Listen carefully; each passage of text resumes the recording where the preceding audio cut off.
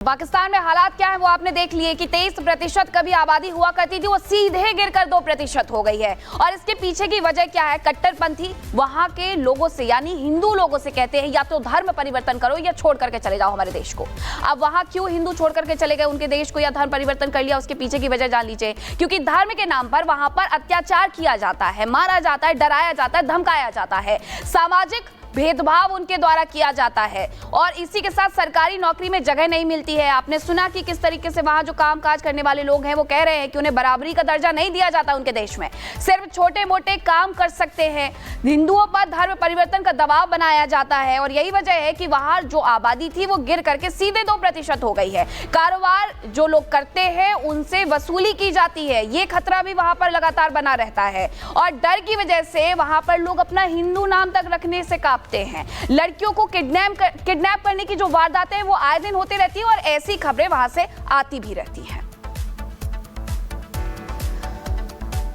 और अब बात करेंगे बांग्लादेश की। बांग्लादेश के शीर्ष पर विराजित हुए यानी बैठे हुए यूनुस अब कभी भी औंधे मुंह गिर सकते हैं। हम ऐसा क्यों कह रहे हैं बताते हैं।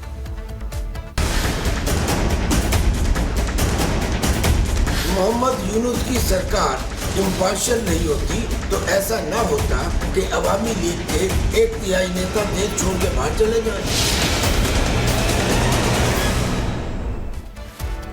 तो बांग्लादेश के प्रधानमंत्री यूनुस जो सत्ता में आते ही भारत को आंख दिखाने की कोशिश कर रहे थे, अब उन्हीं के देश में उन्हीं के नेता उन्हें आंख तरे रहे हैं।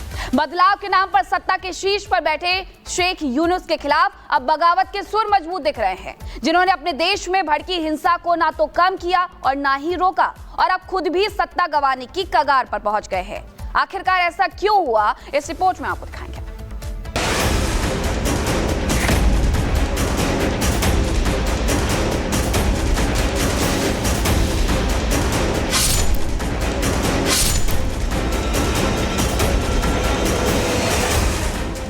फिर शुरू हुआ सत्ता का खेल। यूनुस के खिलाफ भी बगावत की आवाज हुई बुलंद। बदलाव के नाम पर बांग्लादेश की सत्ता की मलाई खा रहे शेख यूनुस के खिलाफ अब उन्हीं के साथ ही बगावत करने के मूड में आ गए हैं। सत्ता हासिल करने के बाद यूनुस ने खुद को मजबूत करने के लिए कट्टरता का कार्ड चला, हिंदुओं पर अत्याचार कराए, पाकिस्तान से पिंगे बढ़ाई, भारत से दुश्मनी की, लेकिन आखिरकार सत्ता पर बने रहने के उनके सारे हथकंडे 6 महीने में ही फेल होने शुरू हो गए। अगर मोहम्मद यूनुस की सरकार इम्पार्शियल नहीं होती तो ऐसा ना होता कि अवामी लीग के 1/3 नेता देश छोड़ के बाहर चले जाएं, 1/3 नेता अरेस्ट कर लिए जाएं, 1/3 नेता अंडरग्राउंड हो जाएं। यही बात तो अब बीएनपी पार्टी के सेक्रेटरी जनरल जनाब मोहम्मद आलमगीर कह रहे हैं। वो ये कह रहे हैं कि मोहम्मद यूनुस की सरकार पार्शियल है, लिहाजा अगर इलेक्शंस कराए जाते हैं तो उस समय एक न्यूट्रल गवर्नमेंट होनी चाहिए। यूनुस के खिलाफ सबसे पहला मोर्चा खोला है खालिदा जिया की पार्टी बीएनपी ने। बीएनपी नेताओं ने आरोप लगाया है कि यूनुस खुद सत्ता पर बने रहने की इच्छा की वजह से चुनाव कराने से डर रहे हैं। हालांकि खालिदा जिया ने तो खुद नहीं कहा है, लेकिन माना जा रहा है कि उनके इशारे पर ही उनकी पार्टी के नेता यूनुस के खिलाफ आग उगल रहे हैं। बीएनपी के महासचिव फखरुल इस्लाम ने तो यूनुस को हटाने की मांग कर डाली है। कई मुद्दों पर यूनुस निष्पक्ष नहीं है, जिससे देश में अस्थिरता बढ़ी है। जिस तरह से सरकार काम कर रही है उससे जल्द चुनाव कराने की आवश्यकता हो गई है। कुछ लोग सुधार की प्रक्रिया पूरे होने के बाद इलेक्शन कराने की बात कह रहे हैं। ऐसे में क्या चुनाव के लिए 5 साल का इंतजार करना होगा? आपको बता दें कि 5 अगस्त 2024 को हिंसा के बाद मोहम्मद यूनुस की लॉटरी खुल गई थी। अमेरिका में बैठे यूनुस को बुलाकर उन्हें देश में बनी अंतरिम सरकार का मुखिया बनाया गया था।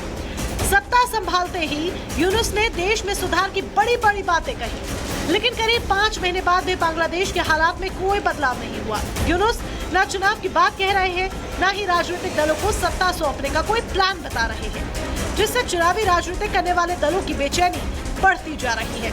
आरोप है कि यूनुस खुद सत्ता में रहने के लिए ये सारे दांव खेल रहे हैं। देश के 2 सबसे बड़ी पार्टियों अवामी लीग और बीएनपी के लीडर देश से बाहर हैं। दोनों की वापसी की कोई संभावना नहीं दिख रही। दबी जुबान में दोनों दलों के नेता अब दावा कर रहे हैं कि यूनुस खुद चाहते हैं कि देश में कोई बड़ा नेता ना बचे, जिससे उन पर कोई भी सियासी दबाव न बन पाए। इसीलिए यूनुस चुनाव कराने में देरी कर रहे हैं। लेकिन उनके खिलाफ अब राजनीतिक दलों का गुस्सा बढ़ता जा रहा है, जिसका सीधा असर जल्द ही दिखना शुरू हो सकता है। Bureau report, Republic Bharat.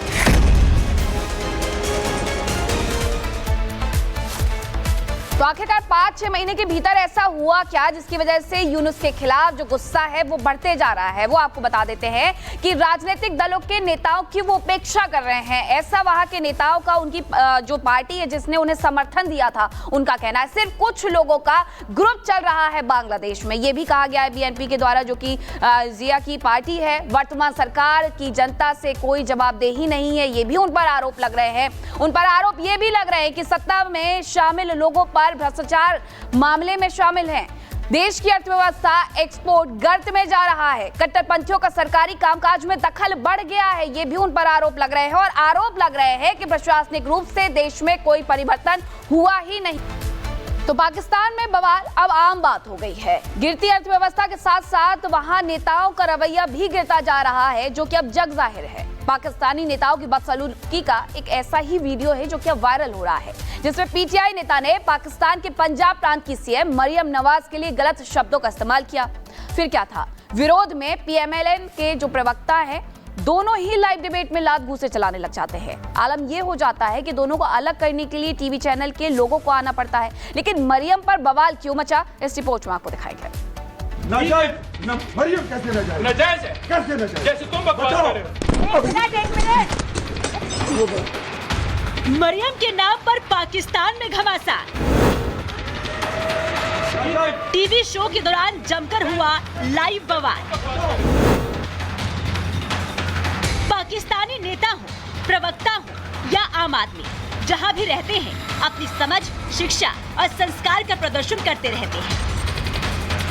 ताजा मामला भी कुछ ऐसा ही है, जहां लाइव टीवी डिबेट के दौरान मारपीट होने लगी।